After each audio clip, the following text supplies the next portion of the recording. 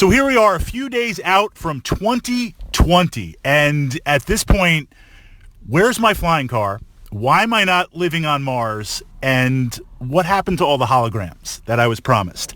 This is the time of year when I reflect on that hobby progress, what I've done this year, what I achieved, and kind of what I hope to achieve next year. You know, that deadline of old year versus new year. So I'm going to push that out, and then we're going to turn it over to you guys in the comments. Get a little hobby prep, a little hobby motivation on there. Battletech. Let's look at war games. So Battletech was a great year. Painted up a lot of mechs, expanded my collection, worked on some terrain, played a ton of really, really amazing games, and for next year, I plan absolutely more of the same. Famous words, of course. I'm good on mechs. I don't need any more. My collection is good. It is. And the only thing restraining me is waiting for Catalyst to begin at some point, and I expect normal delays and normal fulfillment, to begin shipping out the new plastics, both Inner Sphere and Clan. That's going to be a game changer. So when that kind of rolls out and happens, Battletech collectability and miniaturability will be in overdrive, but otherwise I'm just going to continue trying to work on some tactics and play as many games as I can. Warhammer 40K. I'm in an interesting place with 40K right now because, well, as with every system of 40K as it rolls out, there is zero quality control with Games Workshop. The rules bloat is everywhere. Units are all over the place. It certainly is a dynamic game. I certainly have a blast playing it. But with a new edition coming right around the corner, I feel like I'm on hold. Not so much because of the upcoming books and army updates. Games Workshop has been doing a fantastic job of that. But I expect 9th not to be a Sigmarization because that would just require so much on their part. I expect it to be a tweak, an adjustment, paring back some of the rules, kind of 8.5 as opposed to a true 9.0. But until that happens, I'm just kind of hanging out with 40K on there. As we get closer to 9th, then of course the decision is, as with every new edition, the reset is there. What army am I going to tackle first? Tyranids, Grey Knights, Space Marines, Chaos? We'll have to see. So I'll see where I can get a game in here and there, but actively expanding my collection and pushing things out. I just feel like the way the rules are and the way the game is, and with the 9th sooner rather than later, this is a good point to kind of hold my ground and stand fast. That said, Blackstone Fortress. Is Blackstone Fortress 40K? I mean, I consider it 40K like Kill Team on there. Still having a blast playing Blackstone Fortress. Certainly the support is 100% there. I'm hoping for a new expansion in the new year, a new way to push it out. Going to try and work my way through again, no spoilers, with some of the different characters and options to play. So I expect Blackstone Fortress to get more play than regular 40K on there. Unexpected this year. The unexpected buy-in was Pacific Rim. Having a blast playing it. The narrative is great. The miniatures are great. It's just, and I mean this in a good way, it's just complex enough that tactics matter. You're controlling with the cards. You're figuring things out, using mutations and pilots and abilities and things like that, whether it's a Jaeger or a Kaiju. But also the dice management and how the dice operate with the exploding dice and the triggers. It's fun. So it's this mix of I can actually control my piece on the table and do what I want to do, but the unpredictability of the dice, but in a good way, lead to some really interesting, wow, moments in there.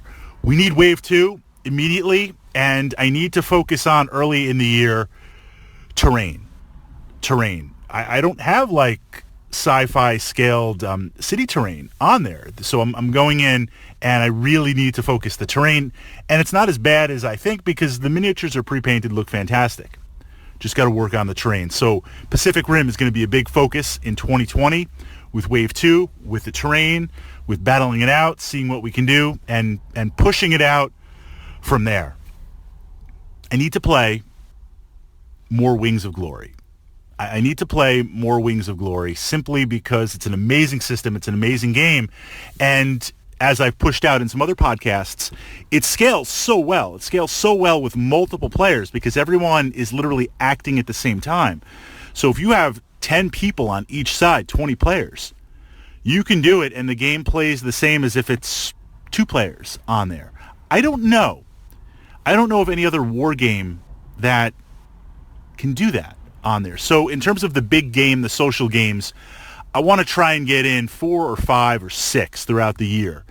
Really, really big games of Wings of Glory. So that's on the checklist. And of course, we're going to do some Chain of Command. Chain of Command, historical, World War II, I find very interesting because certainly you can throw down and have a battle, but historically looking at the battlefields, recreating the battlefields, playing with the same units and equipment at that time period, in a good way, it's like I have to do my historical research and set things up. So that's more of like a special event where we really work on it. Then we play some Chain of Command, then we do some research, play some Chain of Command. I want to get some more Chain of Command games in.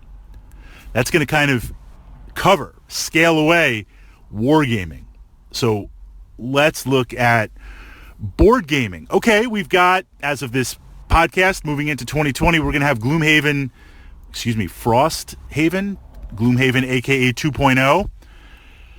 Going to have to do it. Going to have to buy in. Gloomhaven is amazing. That's out there. Just that's going to happen at some point on there. I also want to continue picking up the pieces that I need for Dark Souls. I enjoy playing Dark Souls on there. That's going to be a little bit slower. I don't know if I'm going to be able to do it all in 2020 because the prices are absolutely insane for the mega bosses and the expansions and the character packs. They're on the super extreme high end. So just the buy-in there is going to be a little bit challenging. I'm going to have to really come out with an attack plan on there. But I want to remove into Dark Souls. And then, of course, exploring Zombicide Invader. I'm about halfway through, getting my stuff painted up. Move that into the early year. Enjoying that. Enjoying Mage Knight. I don't want to say more of the same, but I'm continuing on the board game aspect. I do want to get in. I was going to say 2, because remember, I've got a year. This is like my yearly checklist I'm looking at. I've got a year. But I think it's going to kind of narrow down to 1. I want to go through Kingdom Death Monster with a group, make it a campaign thing. Maybe kind of put D&D a little bit on hold campaign-wise and jump into Kingdom Death Monster and really explore that, really make some hard decisions in there and play it through beginning to end. For the most part, Kingdom Death, when I play solo, I'll play for a little bit, put it away. Play for a little bit, put it away. I want to do the whole continuation, regardless of where the settlement winds up. And of course, do that with some friends. Do that with a campaign. D&D, Dungeons and Dragons. I mean, is it time for a new version of D&D yet? I think we're still a little bit ways out from that. Of course, playing D&D. But one of the things that I really wanted to work on for a while, and part of it is, I won't say motivation, but it's a daunting task. This task started in 2003 when I started my campaign, my gaming world. And I've used it, so what now, if we're into 2020, 16, 17 years of playing it? I can't believe it. It feels like 5 or 6. I have stacks and stacks of notes and maps and ideas and different playthroughs, some very good, some not so good. And for a long time, some encounters worked, some didn't work. I want to make a world book. I want to make a campaign book, something really grand, something really big in scope and ambition, with the duality of you could take this campaign book and play it as I envisioned it, but also leave it fully open-ended on there. So you could take with it, run it with your gaming group, and it plays out in a really different way, an unexpected way on there. And I want to kind of pull that in. that is like the personal challenge for the year with me on that. That's a lot. That's a lot for the year. We'll see where things play out. We'll see where things happen. And of course, there will always be absolute unexpected surprises along the way. So I want to build in a little time for that. I'm going to turn over to you guys now in the hobby. What'd you achieve this year, 2019? And where do we need to motivate? Where do you need some motivation? What are some plans for 2020 where things are going?